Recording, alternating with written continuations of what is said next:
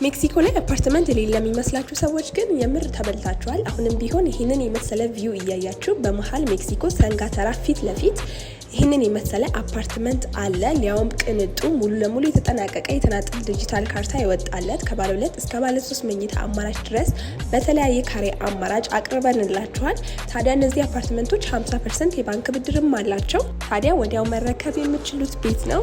ይህንን ቤት ማግኘት የምትፈልጉ ሰዎች ቶሎ ብላችሁ ከታች በምናስቀምጥላችሁ ስልክ በመደወል ሳይቱን መጎብኘት ቤቱን መግዛት ትችላላችሁ ማለት ነው። ካመልጣችሁ ደግሞ መልካም ቀን ይሆንላችሁ።